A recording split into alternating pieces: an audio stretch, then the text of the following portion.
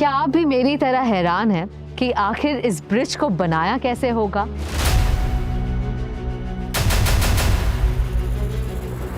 I feel like I have stepped into the future. मैं बात कर रही हूँ इंडिया की सबसे पहली बुलेट ट्रेन की।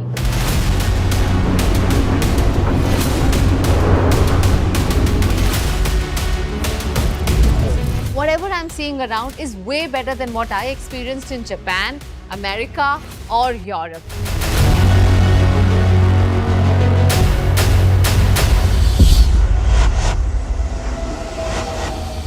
इंडियन रेलवेज दुनिया का 4th लार्जेस्ट रेल नेटवर्क है। हर दिन लगभग 2 करोड़ से भी ज्यादा लोग ट्रेन से ट्रैवल करते हैं क्योंकि ये इंडिया का सबसे सस्ता और अफोर्डेबल मोड ऑफ ट्रांसपोर्ट रहा है। अब ये बनाया गया तो हमारी सहूलियत के लिए है, पर इसे सस्ता समझकर कई सालों तक कभी अपग्रेड ही नहीं किया। हर जगह बस गंदगी, कचरा, डिलेड ट्रेन्स, न कहीं बैठने की व्यवस्था, न खाने पीने का बंदोबस्त। 2013 के यूनियन बजट में इंडियन रेलवेज को लगभग 28,000 करोड़ रुपए मिले, पर पीएम मोदी के आने से हर साल रेलवे का बजट बस बढ़ता चला गया और 2024 में इंडियन रेलवेज को मिले 2,55,000 करोड़ रुपए। इस शताब्दी का ये तीसरा दशक भारतीय रेल के कायाकल्प होने का दशक है। आप देखना दोस्तों, इस 10 साल में पूरी रेल आपको बदली हुई नजर आएगी। और मुझे छोटे सपने देखने की आदत नहीं है। तो कैसे दिखता है हिंदुस्तान की लाइफलाइन इंडियन रेलवेज का नया चेहरा?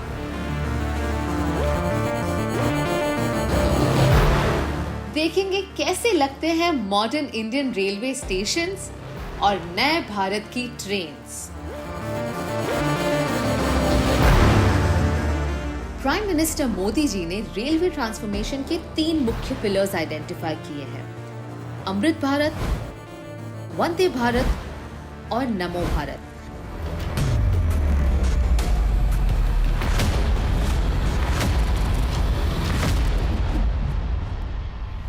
सबसे पहले बात करते हैं अमृत भारत स्टेशन स्कीम की।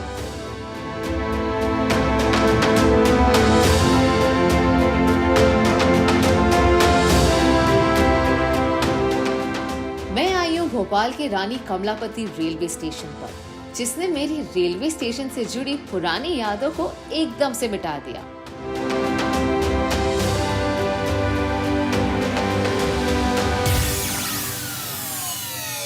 मैं तो भीड़ से बचने के लिए पूरी तरह तैयार होकर आई थी, पर यहाँ तो कोई कंजेशन है ही नहीं। फ्री एग्जिट एंट्री पॉइंट्स, ना टिकट काउंटर पर कोई भीड़, ना कोई गंदगी या कचरा। इनफैक्ट यहाँ है cleanliness, green dustbins, clean toilets and digitization of tickets. मैंने तत्काल में टिकट्स बुक की और मुझे मिल भी गई। अमृत भारत स्टेशन स्कीम का मकसद है भारत के 1,318 पुराने रेलवे स्टेशंस को अपग्रेड और मॉडर्नाइज करने का। नए स्टेशंस पे आपको मिलेगा एयर कॉन्कोर्स, एक बिल्कुल सा ग्रैंड स्पेस जो हर प्लेटफॉर्म से कनेक्टेड है, और साथ ही यहाँ पर है lavish waiting areas, food court, kids play area, baby room, ATM, toilets, cloak rooms, dormitory. In fact अगर आप अपना बैग ना उठाना चाहें तो उसके लिए है लिफ्ट्स, एस्केलेटर्स या ट्रैवलेटर्स। मैं तो बहुत कंफ्यूज्ड हूँ कि ये रेलवे स्टेशन है या एयरपोर्ट। साथ ही यहाँ हमेशा आपके और आपके सामान के लिए है सीसीटीवी सर्विलेंस। स्टेशन की सबसे प्यारी बात मुझे ये लगी कि यहाँ स्पेशली एबल्ड पैसेंजर्स के लिए व्हील चेयर्स हैं, एक पाथवे बनाया हुआ है उनके लिए। स्टेशन मैम इतना बड़े होने के बावजूद मुझे व्हीलचेयर में बड़े कंफर्टेबल और आसानी से बाहर तक लाया। अब मैं सीधे ओला कैब बुक करूंगा और उसके माध्यम से मैं घर तक चला जाऊंगा। क्या आप जानते हैं 13 लाख लोगों को एम्प्लॉयमेंट देने वाला इंडियन रेलवेज इंडिया का लार्जेस्ट और वर्ल्ड का 8th लार्जेस्ट एम्प्लॉयर है।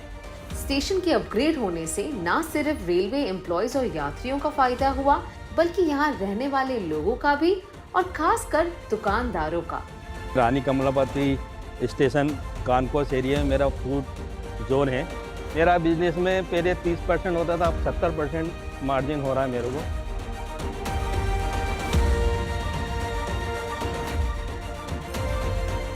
सही है, एयरपोर्ट वाली फीलिंग दे रहा है, तो अच्छा है, काफ़ी अच्छा है। सुरक्षा हो, सुविधा हो, सफाई हो, सामंजस्य हो, संवेदना हो, सामर्थ्य हो, भारतीय रेल पूरी दुनिया में एक नया मुकाम हासिल करेगी। मॉडर्निटी के साथ संस्कृति का खास ध्यान दिया गया है। हाल ही में लॉन्च हुआ अयोध्या धाम रेलवे स्टेशन इसका परफेक्ट एग्जाम्पल है, जहां बाहर का आर्किटेक्चर है इंस्पायर्ड राम मंदिर से और अंदर आपको मिलेगी वर्ल्ड क्लास फैसिलिटी। बिल्कुल इसी तरह बन रहा है मदुराई जंक्शन, जम्मू तवी, एर्नाकुलम जंक्शन और Bijwasan railway station. In fact environment का स्पेशल ध्यान देते हुए असम का गुवाहाटी रेलवे स्टेशन भारत का सबसे पहला ISO सर्टिफाइड स्टेशन है, जो ऑलमोस्ट पूरी तरह से रिन्यूएबल एनर्जी पर चलता है।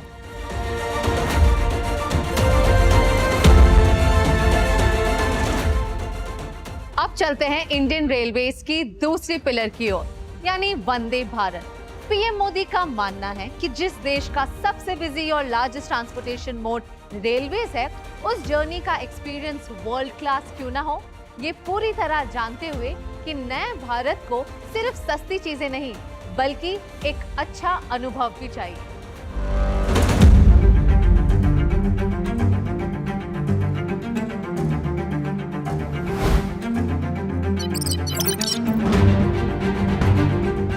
तो ये है हमारे मॉडर्न इंडिया की ट्रेन, जो चलती है हाई स्पीड, दिखती है वर्ल्ड क्लास और सर्विस देती है फर्स्ट क्लास। वंदे भारत देश की पहली सेमी हाई स्पीड ट्रेन है, जो एग्जेम्पलीफाई करती है इंडिया की बेस्ट टेक्नोलॉजी और engineering capabilities. Everything in this train has been made in India. ये ट्रेन है sleek, modern, fully air condition और प्रोवाइड करती है वर्ल्ड क्लास सर्विसेज और एमेनिटीज टू इट्स पैसेंजर्स। अब ये सब आप देखकर तो समझ ही गए हो। मैं आज की युवा पीढ़ी को गारंटी देना चाहता हूं, इस दशक के अंत तक आप भारत की ट्रेनों को दुनिया में किसी से भी पीछे नहीं पाएंगे। ना मल्टीपल चेक पॉइंट्स, ना 2 घंटे पहले पहुंचने की आवश्यकता, साथ ही अफोर्डेबल और साफ सुथरा भी, that too in just 14 minutes. 10 साल पहले तक ट्रेन सिर्फ कैरियर्स का काम कर रही थी, पैसेंजर्स को एक जगह से दूसरी जगह तक पहुंचाने का। बट वंदे भारत इस जर्नी को बहुत ही मजेदार एक्सपीरियंस में कन्वर्ट कर रही है। अब हमको मिल रही है प्लेन्स की first class services in a train, वो भी आधे दाम। I would say every money spent here is totally worth it. बहुत ही जल्द वंदे भारत स्लीपर और वंदे भारत मेट्रोज भी लॉन्च होंगी। अब ट्रेन से ट्रैवल करना कोई मजबूरी नहीं, बल्कि एक मजेदार एक्सपीरियंस हो गया है। पूरे परिवार के साथ हम जा रहे हैं और आराम से जा रहे हैं, और सीट भी जैसे बच्चों के साथ हैं, सीट रोटेट हो जाती है, इससे बड़ा अच्छा लग रहा है, बच्चे खुश हैं, तो अच्छा experience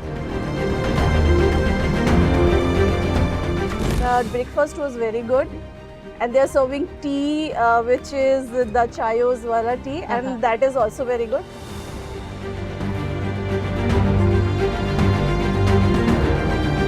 Indian Indian machinery, Indian mines और इंडियंस की मेहनत से अब तक 40 से भी ज्यादा Vande Bharat trains are running on track, पर टारगेट है 500 वंदे भारत ट्रेन्स का। ये ट्रेन्स चेन्नई के इंटीग्रल कोच फैक्ट्री में बन रही हैं और जल्द ही रायबरेली, सोनीपत और लातूर प्लांट में भी मैन्युफैक्चर होंगी। नए भारत की modern train Vande Bharat make in India का प्रतीक है, जो लगभग 40,000 करोड़ का बिजनेस जनरेट करती है और अब तक करीब 15,000 लोगों को रोजगार दे चुकी है। इसके अलावा the government is focusing heavily on electrification of railways in India. बहुत जल्द भारत के 100% रेल ट्रैक्स इलेक्ट्रिफाइड होने जा रहे हैं, यानी कुछ ही वर्षों में भारत की सारी ट्रेनें सिर्फ बिजली से चला करेगी। इसका मतलब ये ट्रेन अब कोल या डीजल पर नहीं बल्कि इलेक्ट्रिसिटी पर चलती है। ना पोल्यूशन, ना गाड़ी स्टार्ट और स्टॉप होने में कोई दिक्कत। हमारा टैक्स का पैसा अब डीजल इंपोर्ट में नहीं बल्कि हमारी सुविधाओं के लिए इस्तेमाल किया जाएगा। 2014 से 2023 तक 38,650 kilometers have been electrified और ब्रॉड गेज रूट्स की 90% रेलवे लाइनें अब इलेक्ट्रीफाई हो चुकी हैं।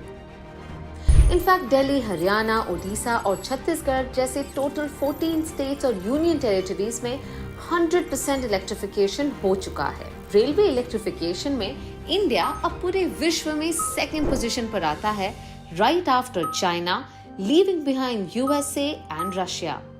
जहां वंदे भारत हमारे इंटरसिटी ट्रैवल को आसान बना रहा है, वहां सिटी के भीतर मेट्रो ट्रेन्स अर्बन ट्रांसपोर्टेशन को एक नई आइडेंटिटी दे रही है। 2014 में इंडिया के सिर्फ 5 शहरों में मेट्रोस थी। 2024 तक ये इंडिया की 15 सिटीज तक पहुंच चुका है और यहाँ भी भारत कुछ पीछे नहीं। मेट्रो एक्सपेंशन में हम 3rd पोजीशन पे आते हैं आफ्टर चाइना और यूएसए। पर बात अगर फ्यूचर ट्रैवल की करें तो पिक्चर अभी बाकी है मेरे दोस्त।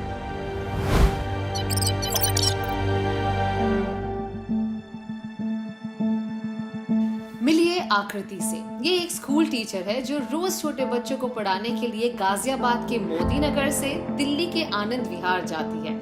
इनका 1 वे ट्रैवल टाइम आधे रास्ते ऑटो और मेट्रो को बदलकर होता है तकरीबन 2 घंटे, यानी रोज 4 घंटे बस ट्रैवलिंग में ही निकल जाते हैं। समय पे पहुंच भी नहीं पाती थी, इस वजह से काफ़ी दिक्कतें भी होती थी, ना सेफ्टी रहती थी, घर वापस आने में भी काफ़ी दिक्कतें होती थी। 25 किलोमीटर प्रति घंटे चलने वाली ऑटो और 50 किलोमीटर प्रति घंटे चलने वाली मेट्रो को पीछे छोड़ अब आकृति लेती है इंडिया की फास्टेस्ट ट्रेन।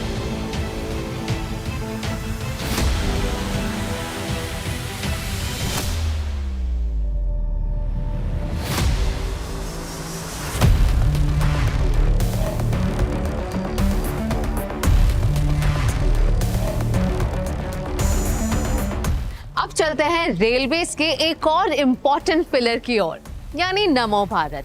ये इंडिया की फास्टेस्ट ट्रेन है with a design speed of 180 kilometres an our. मान लो ये हमारे फ्यूचर रेल ट्रैवल की सिर्फ एक झलक है।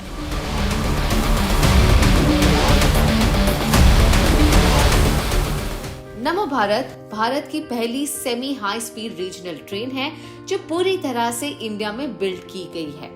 ये make in India marvel connect करेगी दिल्ली, गाजियाबाद, मोदी नगर, मेरठ जैसे 4 बड़े इंडस्ट्रियल टाउन्स को with an operating speed of 160 kilometres per hour. शहर से दूर काम करने की वजह से लोग दिल्ली शिफ्ट हो रहे हैं और हमारा कैपिटल ओवरक्राउड हो रहा है। पर अब पहले फेज यानी दुहाई से साहिबाबाद के लॉन्च होने से ट्रैवल टाइम 50% से भी ज्यादा कम होगा। आने वाले दिनों में 2 से 3 घंटे का ये रोड रूट अब होगा सिर्फ 55 मिनटों का। ज़्यादा से ज़्यादा 20 मिनट लगते हैं, जो मेरे समय को भी बचाता है और काफ़ी कंफर्ट जोन है। आराम से मैं बैठकर जा सकती हूँ, टाइम भी मेरा बच जाता है, सेफ्टी है, काफ़ी मतलब क्लीनिंग है, वो हाइजीन है पूरा नमो भारत। नमो भारत के वर्ल्ड क्लास स्टेशंस आसपास के गांव वालों को कंफर्टेबल एमिनिटीज देगा जो हमेशा से ही इन फैसिलिटीज से वंचित रहे हैं। स्पेशली एबल्ड पैसेंजर्स के लिए पाथवेज, मेडिकल इमरजेंसीज के लिए लार्ज लिफ्ट्स जिसमें स्ट्रेचर्स भी आ सकते हैं, सुरक्षा के लिए प्लेटफॉर्म स्क्रीन डोर्स, एयरपोर्ट से भी ज्यादा अच्छी सफाई, एक बटन प्रेस करने पर खुलने वाली ट्रेन के दरवाजे और पहली बार ट्रेन टिकट वेंडिंग मशीन पर एक्सेप्ट होंगे यूपीआई पेमेंट्स।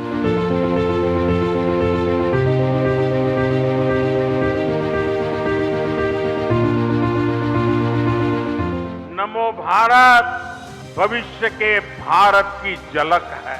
नमो भारत इस बात का भी प्रमाण है कि जब देश की आर्थिक ताकत बढ़ती है तो कैसे ये हमारे देश की तस्वीर बदल जाती है। दिल्ली और मेरठ का ये 80 किलोमीटर से ज्यादा का स्ट्रेच तो एक शुरुआत है। सुनिए, ये तो एक शुरुआत है।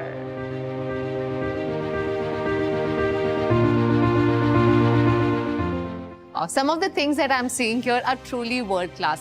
देखिए, मैं इंटरनेशनली बहुत ट्रैवल करती हूँ और मैं इतना बता सकती हूँ, as per my experience, whatever I'm seeing around is way better than what I experienced in Japan, America or Europe.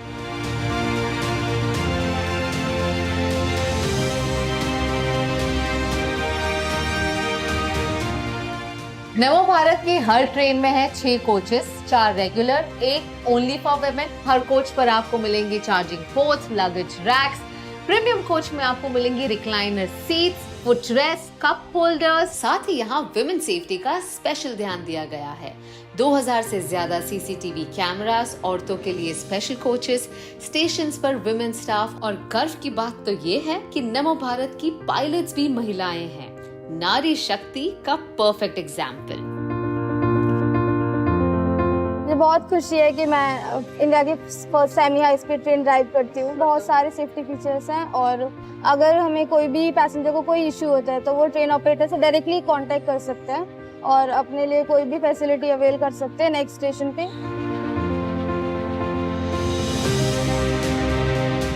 नमो भारत सिर्फ आपको एक जगह से दूसरी जगह तक पहुंचाने के लिए नहीं है, ये उन सारे रीजन्स को डेवलप करेगी जिससे अब दिल्ली बहुत ही आसानी से कनेक्टेड है। मैं देख रही हूँ यहाँ कई सारे गांव हैं, छोटे छोटे टाउन्स हैं, यहाँ के लोग अब दिल्ली बहुत ही आसानी से पहुंच सकते हैं। पहले फेज में दिल्ली, यूपी, हरियाणा और राजस्थान के अनेक क्षेत्र नमो भारत ट्रेन से कनेक्ट होने वाले हैं। इससे औद्योगिक विकास भी होगा और मेरे देश की युवा पीढ़ी के लिए, मेरे देश के नौजवान बेटी बेटियों के लिए रोजगार के भी नए अवसर बनेंगे।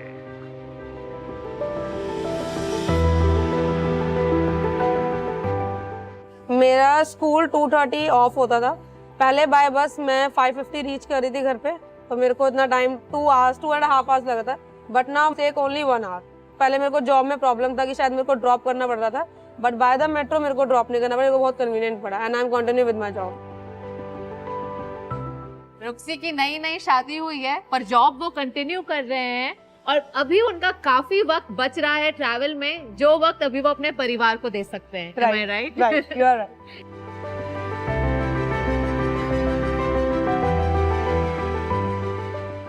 आज नमो भारत शुरू हुई है। इससे पहले वंदे भारत के रूप में आधुनिक ट्रेनें देश को मिली। अमृत भारत स्टेशन अभियान के तहत देश के रेलवे स्टेशनों को आधुनिक बनाने का काम भी तेज गति से चल रहा है। अमृत भारत, वंदे भारत और नमो भारत की ये त्रिवेणी इस दशक के अंत तक भारतीय रेल के आधुनिकीकरण का प्रतीक बन जाएगी। और जिस तरह से हमारी क्वालिटी ऑफ लाइफ बढ़ रही है, उसी रफ्तार में हमारी ट्रेन्स की गति भी तेजी से बढ़ रही है।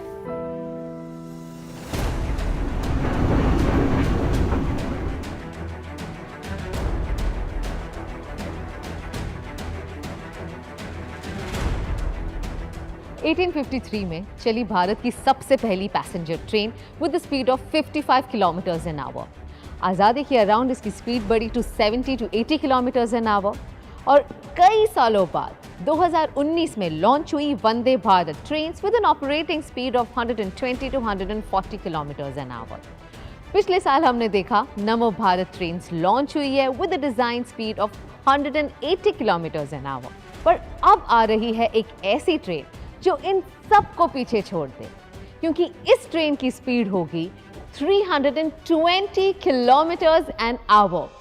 मैं बात कर रही हूं इंडिया की सबसे पहली बुलेट ट्रेन की।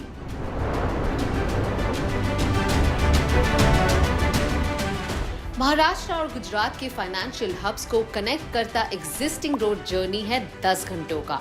वंदे भारत से आप मुंबई से गांधीनगर पहुंच सकते हैं इन 5 आवर्स, पर बुलेट ट्रेन्स लॉन्च होते ही अहमदाबाद से मुंबई तक का डिस्टेंस कवर होगा इन जस्ट 2 आवर्स।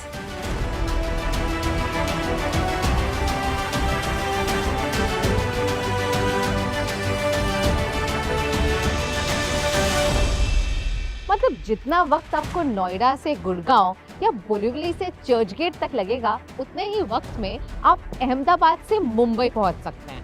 यानी ब्रेकफास्ट में खाओ जलेबी फाफड़ा और लंच में खाओ vada pav. Bullet trains Japan में रहने वालों के लिए आम बात, बट हम इंडियंस के लिए it's truly a big leap of faith. और इसीलिए भारत की सबसे पहली बुलेट ट्रेन जापान के एक्सपर्ट्स द्वारा बन रही है। पर यहाँ के ट्रैक्स और टनल्स की टेक्नोलॉजी सारी मेक इन इंडिया का प्रतीक है। ये शायद पहली बार ही होगा कि हमारी ट्रेन एक अंडर सी टनल के द्वारा जाएगी। बुलेट स्टेशन के इस सफर पर सिर्फ होंगे 12 स्टेशन, 8 गुजरात में, 4 महाराष्ट्र में। पर ये सारे स्टेशन कल्चर, कनेक्टिविटी और टेक्नोलॉजी को एक साथ लाते हुए हमें मिलेंगे थीमैटिक स्टेशन। सिर्फ बुलेट ट्रेन ही नहीं, ये टर्मिनल भी खास है, हमारे फ्यूचर ऑफ ट्रैवल का परफेक्ट एग्जाम्पल। इस हब से कनेक्ट होता है railway, roads, buses, metro, bullet train. साथ ही आपको यहाँ मिलेगा hotel, retail shops, food court, everything under one roof. ये है साबरमती का multimodal and commercial hub. PM गति शक्ति नेशनल मास्टर प्लान के द्वारा इंडिया में कई सारे मल्टी मॉडल हब्स बन रहे हैं, जो पैसेंजर्स को सिटी से सीमलेसली कनेक्ट करेगा। ये स्टेशन सिर्फ रेलवे की सुविधाओं तक सीमित नहीं रहेगा, बल्कि ये मल्टी मॉडल कनेक्टिविटी का भी हब होगा। यानी बस हो, मेट्रो हो, टैक्सी हो, ऑटो हो, यातायात के हर साधन यहां एक ही छत के नीचे कनेक्टेड होंगे। इससे यात्रियों को एक सीमलेस कनेक्टिविटी मिलेगी। यही मल्टी मॉडल कनेक्टिविटी है जिसे हम देश के हर शहर में विकसित करने जा रहे हैं।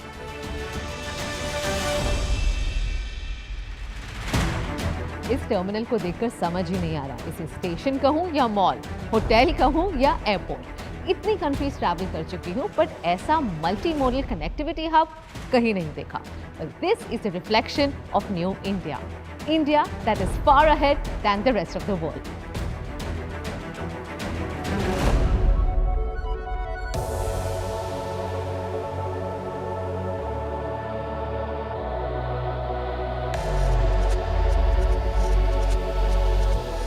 अब जब रेलवे में इतनी एडवांसमेंट और इतनी डेवलपमेंट हो रही है, तो खर्चा तो होना ही है, पर कमाई का क्या? Now let me tell you, 67% of rail revenue actually comes from freight, यानी मालगाड़ी से, जिससे हमारी पैसेंजर टिकट्स सब्सिडाइज होती है। कुछ साल पहले तक मालगाड़ी और पैसेंजर्स ट्रेन के ट्रैक सेम होते थे, जिससे कंजेशन बढ़ता था और ट्रेन डिले होती थी। डिले की वजह से पेरिशेबल गुड्स कई बार खराब हो जाते। नुकसान और रेवेन्यू लॉस तो होता ही, साथ ही पैसेंजर ट्रेन से ट्रैवल करने वालों का एक्सपीरियंस बिगड़ता। और इसीलिए 2020 में प्राइम मिनिस्टर द्वारा इनॉग्रेट हुआ डेडिकेटेड फ्रेट कॉरिडोर, यानी मालगाड़ियों के लिए एक अलग रेलवे नेटवर्क।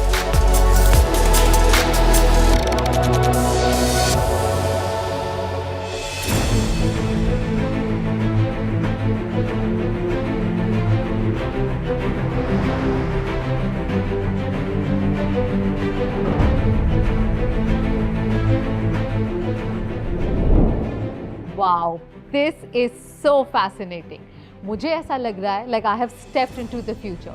तो ये है डेडिकेटेड फ्रेट कॉरिडोर का state of the art operations control centre, जहां से मालगाड़ियां कंट्रोल हो रही हैं at a click of a button.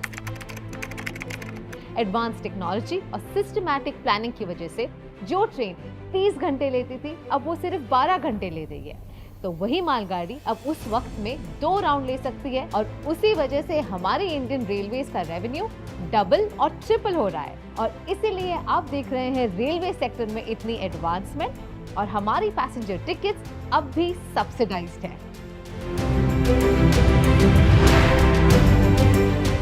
25 से 30 किलोमीटर पर आवर की स्पीड से अब इन मालगाड़ियों की स्पीड 70 से 80 किलोमीटर पर आवर हो चुकी है।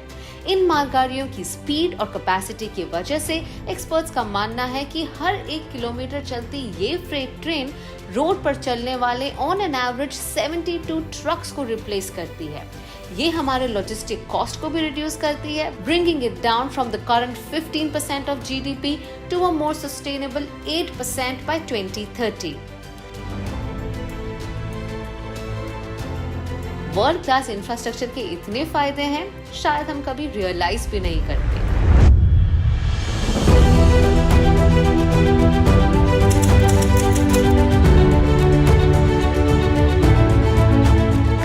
वर्ल्ड क्लास इंफ्रास्ट्रक्चर का फायदा तब जब डेवलपमेंट सिर्फ शहरों तक सीमित ना हो। हमें चाहिए कनेक्टिविटी भारत के हर कोने तक। इसलिए मैं आई हूं एक ऐसी रेलवे ब्रिज पर जो ना सिर्फ जम्मू एंड कश्मीर के रिमोट विलेजेस को कनेक्ट करता है, बल्कि अपने आप में ही एक अद्भुत क्रिएशन है। This is world's highest railway bridge.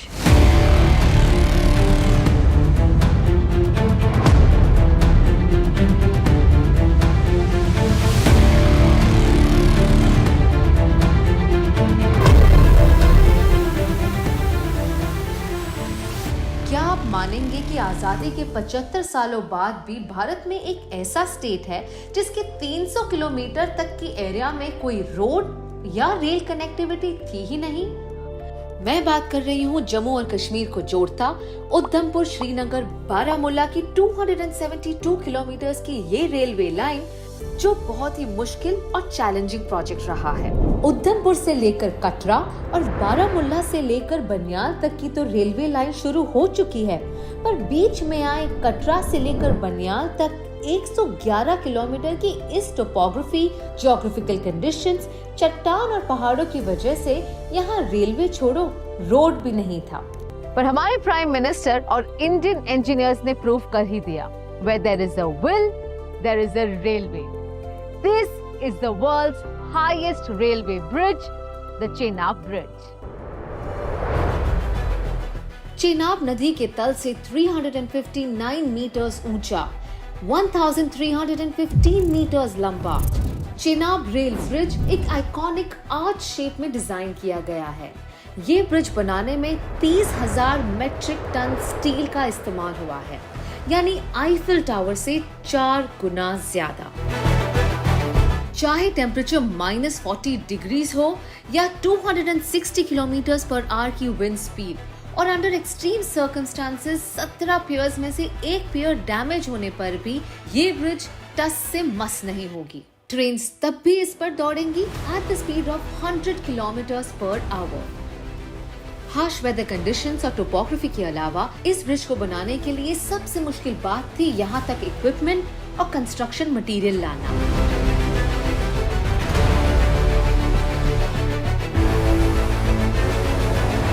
क्या आप मानेंगे, कुछ साल पहले तक यहाँ तक पहुँचने का कोई रास्ता ही नहीं था। इस 111 किलोमीटर के रेलवे ब्रिज बनाने के लिए 250 किलोमीटर का रोड भी बना। उससे न सिर्फ रेलवे कनेक्टिविटी बल्कि हमें रोड की कनेक्टिविटी भी मिली। कोड़ी जो गांव है मैम हमारा, यहाँ से अगर हमें मेन सिटी में जाना होता तो पैदल जाना पड़ता था हमसे 10 किलोमीटर, फिर एक बोट के जरिए उस चनाब को पार करके फिर आगे 10 किलोमीटर और चल के फिर एक गाड़ी मिल जाती थी। और फिर भी जम्मू में जाने के लिए गाड़ी में भी कम से कम 6 घंटे ट्रैवल करना पड़ता था, तब जाके जम्मू में शाम को बड़ी मुश्किल से पहुंच पाता आदमी। तो उसके बाद फिर नेक्स्ट डे कुछ अगर काम होता तो वो करके फिर तीसरे दिन बड़ी मुश्किल से घर पहुंचने के लिए शाम को पहुंच पाए, तो नहीं तो फिर रास्ते में कहीं रुकना पड़ता था। तो ऐसे हालात थे। तो अब तो बहुत अच्छे रास्ते बन गए। अब एक ही दिन में जो भी काम होता है करके आ जाते हैं। सुबह निकले तो 10 बजे से पहले हम पहुंच जाते हैं और अपना काम करके शाम को वापस घर पे आ सकते हैं। ये ब्रिज पहली बार जम्मू और कश्मीर के रहने वालों को ऑल वेदर रेल कनेक्टिविटी देगा और इस पूरे क्षेत्र को इकोनॉमिक बूस्ट। पहले तो ऐसे ही दिहाड़ी वाड़ी का ही काम करते थे। ब्रिज का काम शुरू होने से दुकान का धंधा शुरू कर दिया तो अच्छा प्रॉफिट हुआ है, काम धंधा चला हमारा और रोजगार अच्छा मिला सभी लोगों को यहाँ।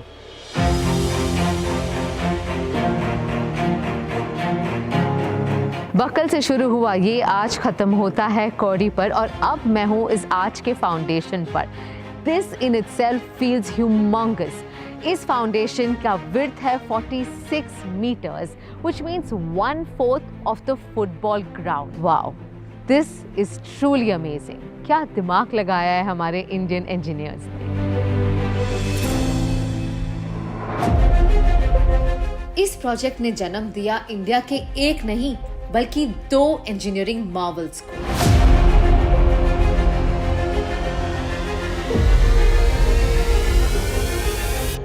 आप मुझे देखकर समझ ही गए होंगे कि यहाँ कितनी तेज हवा चल रही है। 111 किलोमीटर का ये रेलवे लाइन जो बनियाल को कतरा से कनेक्ट करता है सिर्फ टनल्स और ब्रिजेस के थ्रू ही जाता है। यहाँ 97 किलोमीटर टनल्स है और बाकी का अर्थवर्क और ब्रिजेस बने हुए हैं। 752 मीटर्स लंबा ये ब्रिज 2 पहाड़ों को जोड़ता है और साथ ही ये हिंदुस्तान का सबसे पहला केबल स्टेड रेलवे ब्रिज है।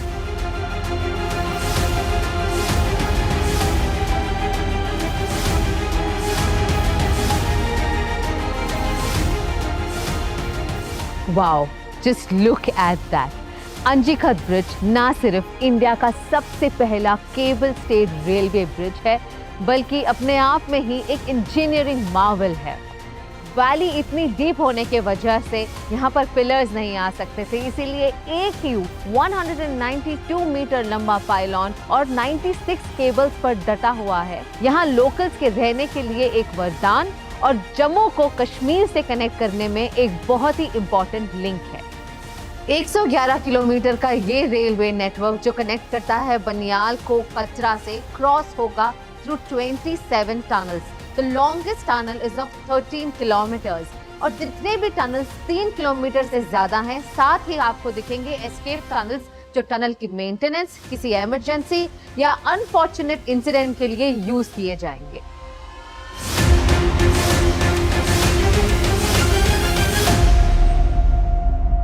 स्ट्रेंथ और एस्थेटिक्स का परफेक्ट एग्जाम्पल।